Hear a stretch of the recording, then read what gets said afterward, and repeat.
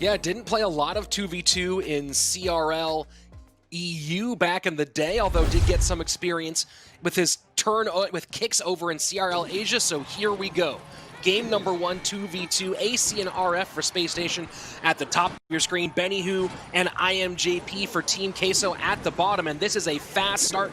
Miners both directions, split wall breakers twice now from Space Station at the bridge. And this is exactly the type of play you expect from AC and RF. It's high octane, high communication, and they're going out of the gates blazing right now. They're obviously going to slow down a little bit. You can't just keep doing that over and over here in 2v2. But I at least like the confidence I'm seeing from AC and RF. Good catch there to open up. And for those of you keeping track of things on Twitter, Team Queso does have a full team house in Spain, all sitting together.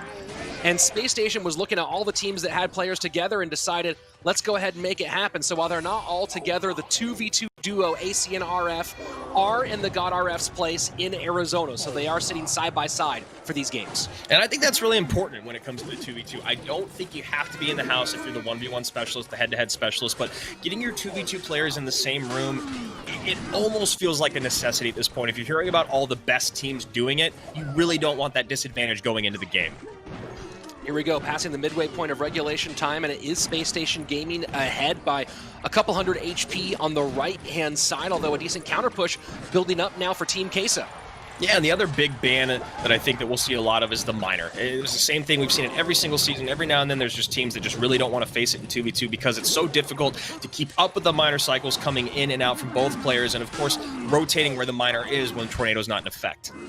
Dark Prince a little bit late this time, so now it's Team Queso taking the lead as we move into double elixir time by about 250 HP and some chip damage on the left-hand side from the Magic Archer, making things real dicey there for Team Queso.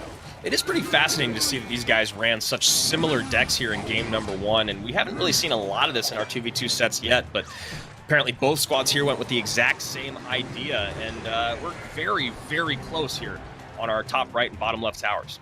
We'll see if they can keep doing that on the right-hand side, Andrew. As you were talking, we might have seen, for some of you, a fireball coming out in response to those 2 elixir wall breakers on defense from Space Station and falling a little bit behind on elixir because of that. So we'll see if that has an effect as time goes forward. Here we are, final 20 seconds of regulation, and it still is the cheesy ones in the lead. Yeah, and you can see that Crap and the God RF are here still going very aggressive in the left-hand lane, getting any damage where they can. But Queso still in that lead. IMJP and Benny Who playing very, very well right now against a very seasoned 2v2 duo. Miner does not get caught, so the Mega Knight has to come out to prevent any more damage, although Team Queso has done a good job of getting some stuff back on that left-hand side. No geometry for this Magic Archer, so here we go. Sudden death, overtime. Ooh. And a good shot here for Space Station. Would have been nice for them to be able to hit that log on top of the tower on the right-hand side. You saw them miss the poison Team Queso on the left because they're not really going for damage on that tower, but that log chip damage on the right that they just missed would have been nice. Huge connection on the left-hand side with the wall breakers, temporarily gets the lead, and now the rocket takes it back for Queso, but here we go, Space Station Gaming gets it done on the left-hand side. The spell power coming out. It's always tough when that rocket comes out at the end of the game. And again, RF and AC at top of your screen. Benny Who and IMJP at the bottom. Space Station with a game in hand. Yep, bans for your 2v2 set today is going to be Giant Skeleton by Team Queso. Space Station Gaming taking Tornado off the board, which is why these miners are coming out, and they're very, very aggressive all over the place. Obviously, the one place you don't want to send it is the very inside tile closest to the King Tower, so it can't get snowballed. But otherwise, it's almost free reign. AC and RF together share the number 2 spot in lifetime 2v2 wins, now at 49. One behind Razzer, who took sole possession of that leading spot in our games yesterday. So this duo has a ton of experience together, one of the most experienced duos overall. Lifetime win rate together of 55%.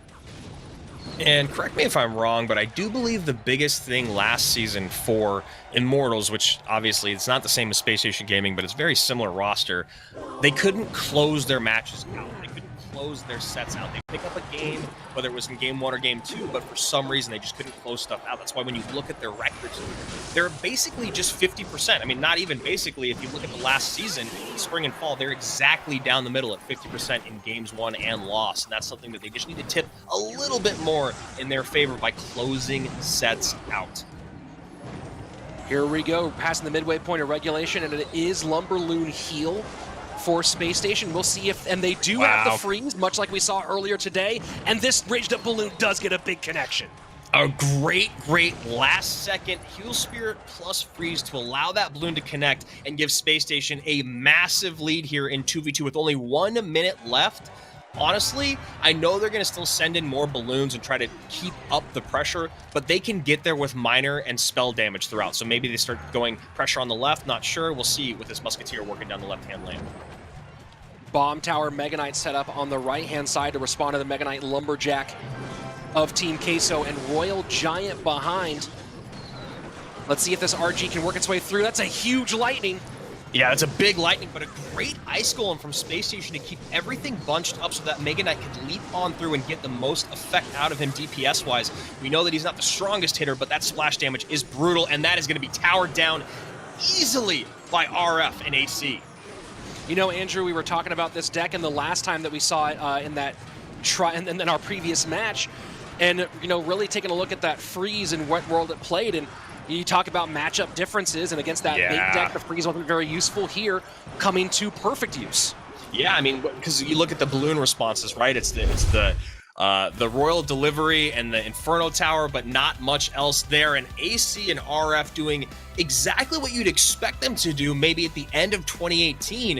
2019, I know he wants to win this and close things out, but it's definitely not the same. And Ruben getting aggro to open things up. 5 Elixir at the bridge. Night Witch and Skelly's in response. We'll see if Lapo goes for a full-on counter push. Yeah, we'll see. He's got a lot of Elixir in hand. He decides not to, and opt to maybe drop something in the back. There it is, Flying Machine in the back. We see Flying Machine, we see Night Witch, Rich. Do you think we'll see a clone? It's not impossible. It's certainly not impossible. You know, specifically I was messing around with a version of this in our off time the last couple of days, but we'll see if that's the direction it goes, and it would certainly be a big surprise at this moment in this meta. Yeah, so definitely looking like maybe it is Lava Clone. I don't know. Here we go, first minute 15 away, and it is Ruben with the only significant damage because of those Royal Hogs on the right-hand side. Yep, and Lavo if he's here going playing to the air, that Mega Knight's going to be an interesting dance to deal with. Yeah, you know, obviously having the Magic Archer and the E-Wiz are going to really help if it is in the sky, but their damage, their single target damage is not super high, and it's very difficult to get through to that Flying Machine if you don't have a big spell. And it might just be the EQ, and who knows if they have a small spell of some sort. So typically you don't see EQ and big spell together. The Magic Archer are going to help here, but even then that Flying Machine will get some damage on tower. Except for that. Yep, so Royal Hogs have to come down. That's another 8 Elixir expenditure there as you go into double Elixir time. And this feels like a moment where Lapo could either let this die on the vine and then Lava Hound up in the back, maybe? Delivery comes in, and so much value still from Delivery. Pushes back the Brawler, knocks back the Baby Dragon, and kites for the Baby Dragon. Now, So 3 Elixir to counter. I was just going to say, I think it's actually going to be Golem. And then there it is, because I was just like, it feels like he would have played as Lava Hound in that moment there, but instead he decides to Night Witch in the back, so we can't expect the Golem. I'm still thinking it's Clone, man. Yeah, if it is, it'll be certainly exciting. Poison working on that left-hand side on the Magic Archer. Flying Machine completely untouched, so Ewiz has to come up high to clean that Flying Machine up, but that's still going to be a ton of damage on the right-hand side. And Snowball just slowing things down enough here to make some room on defense for Lapacati. And I love the Snowball because not only did it slow stuff down, but it took out the only unit that could defend against the air, so that Baby Dragon becomes so much more effective against the Brawler, the Mega Knight, and of course the Royal Delivery. Here we go, sudden death overtime. Golem, Night Witch, right-hand side. Mega Knight in response. Brawler will meet for the bridge battle. The interesting thing Delivery about will be in this cycle when he wants it. is that Ruben is not ever trying to go opposite lane pressure. He's just fighting these bridge battles and then trying to get the counter push from each one. And I'm just curious to see if he's going to be able to keep this up long enough, because the golem is still getting through. And now we're going to see that this tower is going to be basically even with Labo's top right tower. Bandit comes down as a kite to try to keep stuff off the tower, and it does. Mostly a little bit of splash damage there from the baby dragon, but then the flying machine connects. That is big time. 668 golem coming back down the lane, and I'm feeling like this could be a two-set sweep, Rich. I don't know how Ruben's going to recover from this. He can't start going in the opposite lane now. He hasn't been doing it for too long, and now his tower is way too low. Poison going to work on that. EU is in the back. Ruben down to only 4. Delivery does come out, but Delivery not going to do enough cleanup here. Flying machine, again, so hard to deal with. No real answer for Ruben for a second flying machine down. That's going to be a GG. Well played. Space Station Gaming makes it 2-2-0 sweeps on the day.